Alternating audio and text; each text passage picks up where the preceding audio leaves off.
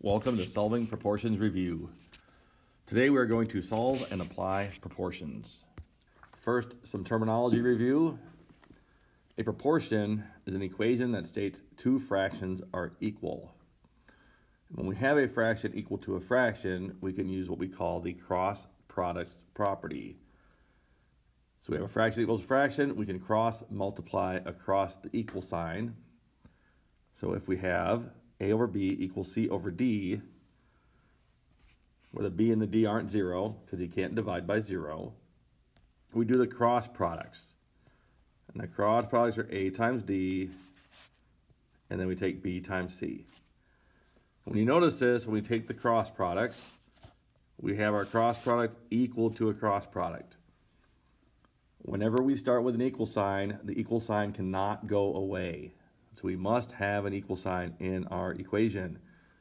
That's why we have AD equals BC.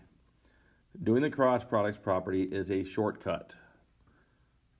So remember, we cannot get rid of the equal sign. We set each product equal to the other product. Let's do a few of these. So here we have a proportion. We have a fraction of 5/6, and it equals the fraction x over 11. To solve it, we do the cross products. This only works if it's just a fraction equal to a fraction.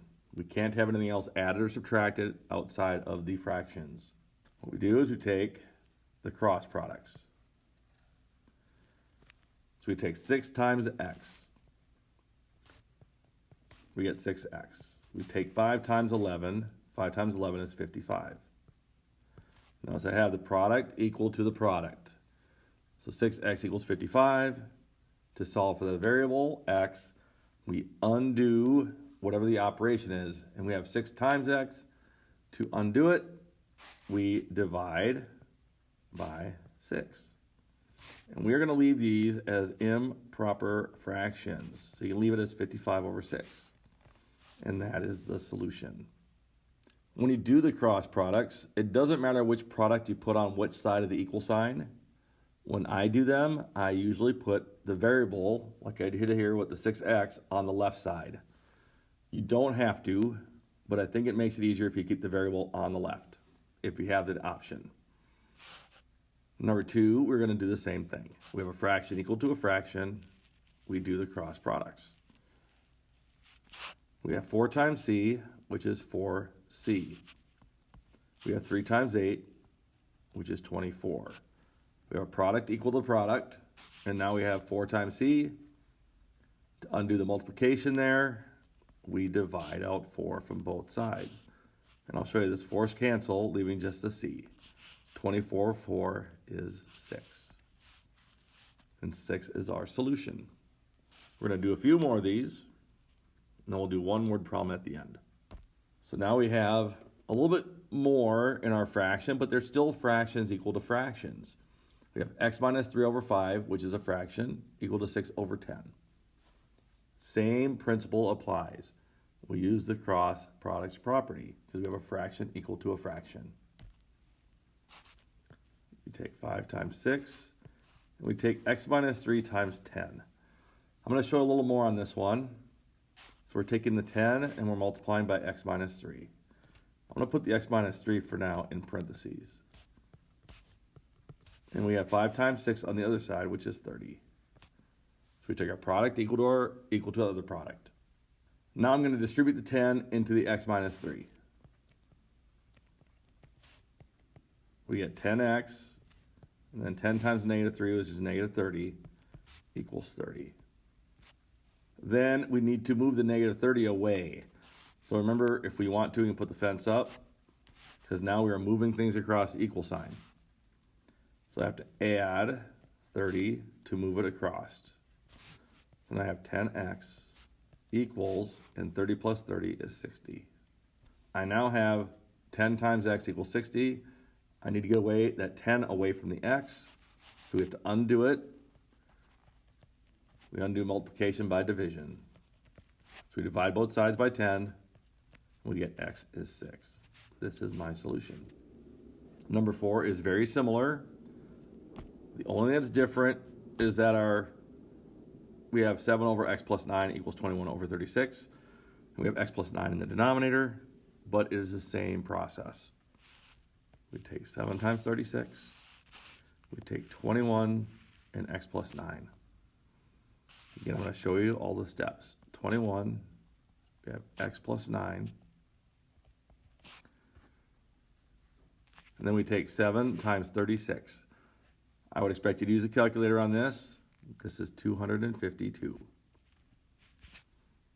Again, that equal signs between our products. We're then going to take and multiply 21 into our parentheses. So 21x. 9 times 21 on a calculator is 189. This equals 252.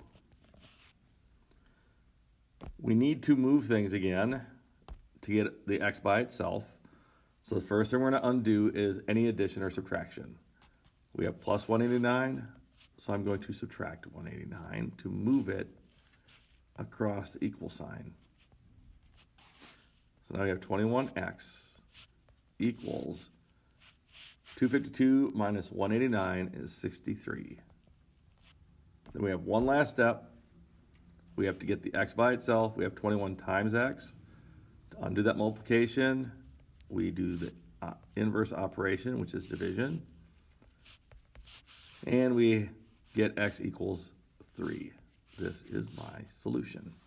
These are very similar to the other ones, except for now we have a variable in both the numerator and denominator for the one on the left, for number 5.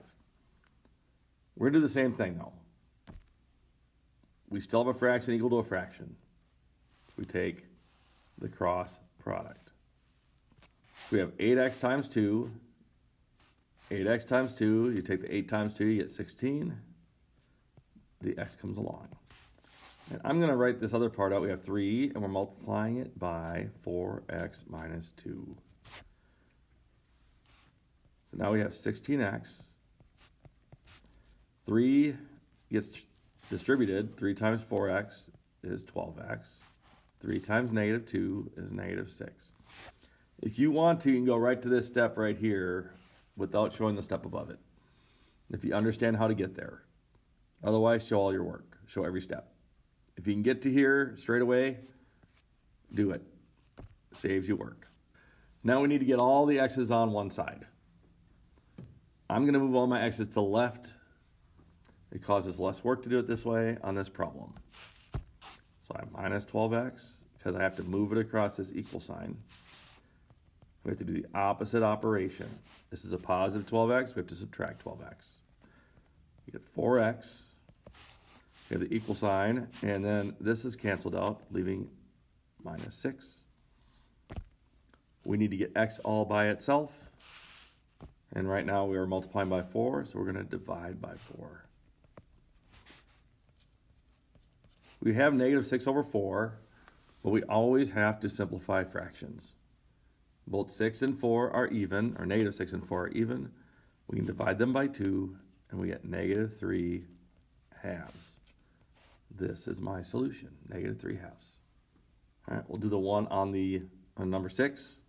Now we have variables on both sides in the numerators, but the idea is the same. We do the cross products. We have 5 times x minus 2. It's equal to 3 and x plus 3. Again, notice that equal sign's still there, and each product equals the other product. Now we distribute. We'll do both at the same time. So 5 times x. 5 times negative 2 is negative 10. 3 times x is 3x. 3 times 3 is 9. From here, we are going to get the x's on one side, the numbers, the constants on the other. I'll do one at a time to make it a little easier to see what's going on. We have minus 3x. This cancels out to 0. Again, we have that fence there. So we have 2x minus 10 equals 9. We need to move the negative 10 away from the x. All right, to finish this up, I need to add 10 to both sides. And I get 2x equals 19. To get x by itself, we divide by 2, and we get x is 19 halves. and leave it as an improper fraction. You don't need to change it into a decimal. Here's our last slide for the day. On Monday, a hamburger stand made $545 from selling 110 hamburgers. If they sell 53 hamburgers on Tuesday, how much will they make? When we look at problems like this, we are looking at a proportion again. We have $545 and 110 hamburgers. We can set this up as a ratio or as a fraction. $545 for 110 hamburgers. When we set up a proportion, we need to make sure we put the same items in the same place of our fractions. So proportion is a fraction equal to a fraction. In the first one, I put money over quantity. So in our second equation, we need to have money over quantity of hamburgers. I don't know how much money. That's what I'm trying to find out. So we give it a variable. We'll call it X. The quantity of hamburgers is 53. Since my first fraction has 110 hamburgers in the bottom, my second fraction has to have 53 hamburgers in the bottom. That's what's important with proportions, is we put like corresponding parts in the same place of the fractions. From here, we do the same exact thing we've been doing. We cross multiply, use those cross products, and solve for X.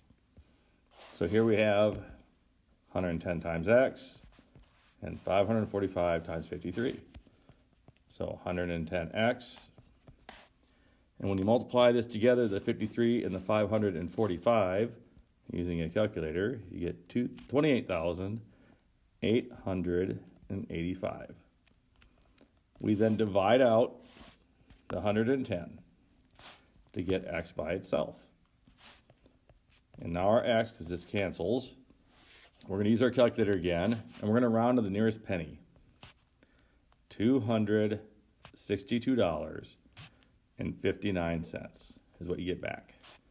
We also need to label it. Since it's money, we need to have that dollar sign in front of our answer, because it's $262.59. This is an approximate, because we do have more decimals going on, but right around $262.59 is how much they would make if they produce 53 hamburgers.